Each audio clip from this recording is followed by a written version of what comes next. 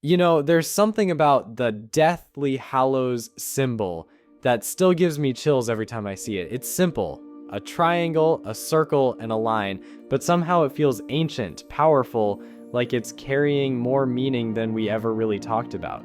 Most of us remember it as the mark from the tales of Beedle the Bard, the Elder Wand, the Resurrection Stone, and the Invisibility Cloak.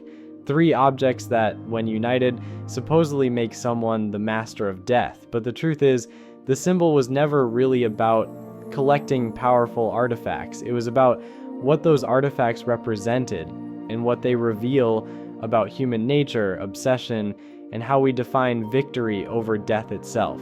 When I first read Deathly Hallows, I thought the story of the three brothers was just another wizarding fairy tale, a clever little legend slipped in for world building.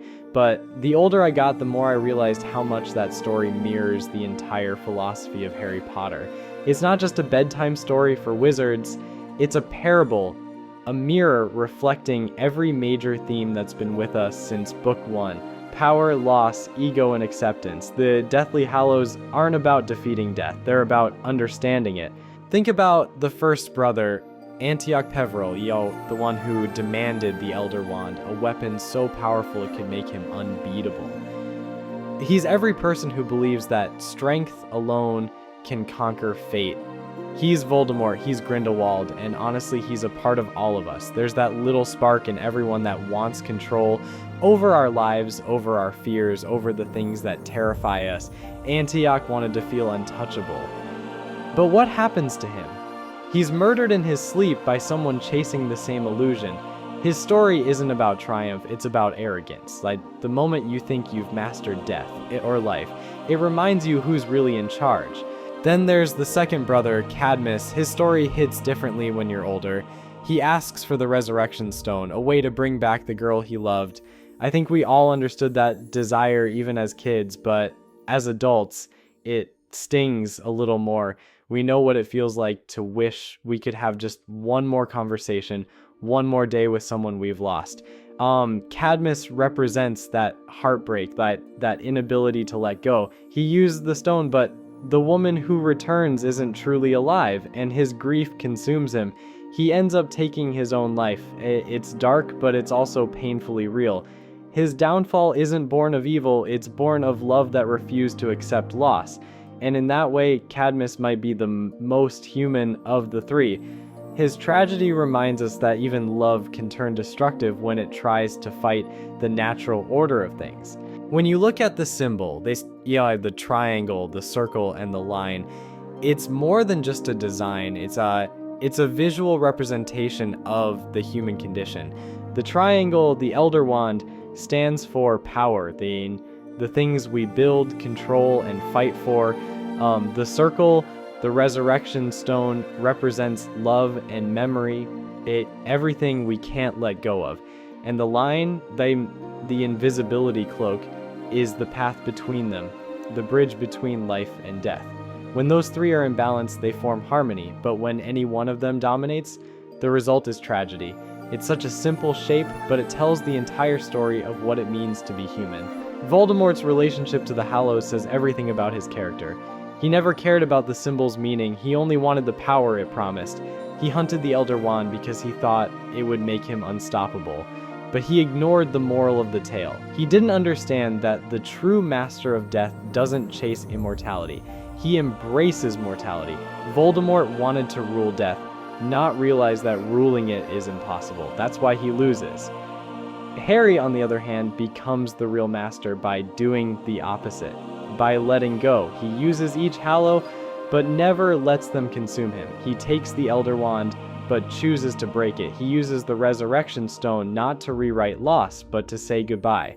And he carries the Invisibility Cloak not to hide forever, but to walk bravely toward the inevitable. That's what I think the truth of the Deathly Hallows symbol is. It's not a promise of godhood. It's a map for how to live. The people who chase power are doomed by it. The people who chase resurrection are broken by it. But the people who accept their mortality find peace in it. The three brothers weren't just characters. They were metaphors for the three ways people deal with fear. One fights it, one denies it, and one accepts it. And maybe that's why the symbol feels so powerful even outside the story. You can wear it as jewelry or tattoo it on your arm, and people instantly understand that it means something personal. For some, it's a reminder of courage. For others, it's a way to honor loss. It's a symbol that says, I'm not afraid of what's coming. That's why it's lasted far beyond the books or films. Like, it speaks to something universal. What's wild is that even Dumbledore fell into the trap of misunderstanding it at first. He and Grindelwald used to talk about the Hallows like they were keys to utopia, that if the right person possessed them, they could reshape the world. But Dumbledore's biggest regret, the thing that haunted him all his life, was realizing that power can't fix everything. He chased the Elder Wand because he wanted control. He wanted to undo his own pain, but he learned the same lesson as the brothers. The harder you try to conquer death, the more it conquers you. By the time he meets Harry, he finally understands what Ignotus knew all along, that mastery comes from humility, not dominance. And I think that's why the symbol reappears throughout the final story. It's not just a plot device, it's a reflection of everyone's choices. You can almost read each character's arc through it. Voldemort is the line of the wand, control and destruction. Snape is the circle, love and grief bound together, trapped in endless longing. Harry is the triangle, the one who holds them all in balance. It's like the symbol isn't about objects at all. It's about alignment, balancing ambition, love, and acceptance so one doesn't destroy the others. If you think about it, that's the same struggle we all face growing up. We all start a bit like the first brother, chasing power, trying to prove ourselves, terrified of being small.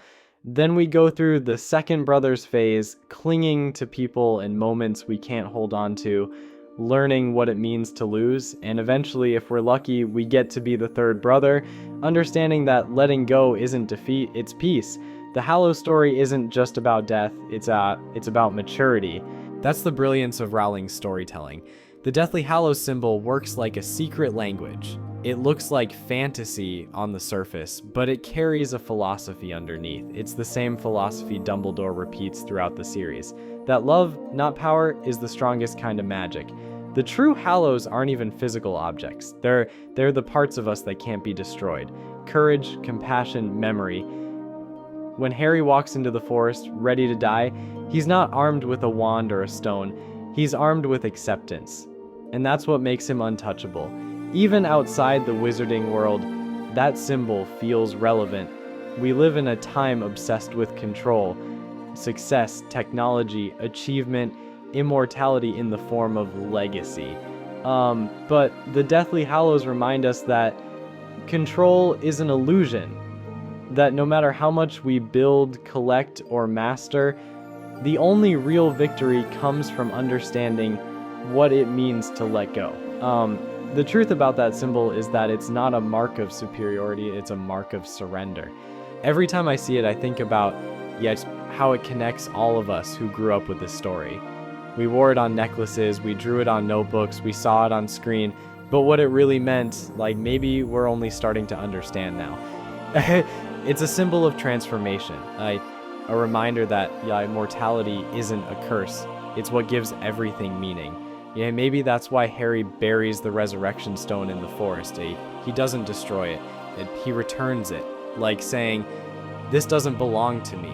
Because accepting loss doesn't mean forgetting. It means remembering without trying to undo.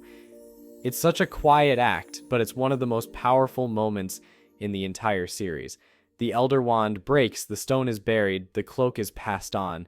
3 choices that say, I don't need to own magic to believe in it. So when people ask me what the Deathly Hallows symbol really stands for, I always say, it's not about immortality, it's about wisdom. It's a symbol of the journey from fear to understanding. From resistance to peace. From death as an enemy to death as a teacher. It's not a badge of power. It's a mirror showing us who we are in the face of the inevitable. And maybe that's the real secret. That the Deathly Hallows aren't meant to make you the master of death at all. They're meant to remind you that you already are. Because being the master doesn't mean escaping death. It means living so fully, loving so deeply, and accepting so completely that when the end comes, you can look it in the eye and say, I'm ready. That's the truth about the symbol. It's not a promise of something beyond life. It's a lesson about how to live it. By the way, all the visuals in this video were created using AI. The tool I use doesn't allow direct recreations from the films, so some of the images might look a little or a lot different from the originals. Still, I hope they capture the same feeling. If you enjoyed this video, please take a second to like, share, and comment. It really helps me keep making more stories like this. Thanks for watching, and for keeping the magic alive. Peace out.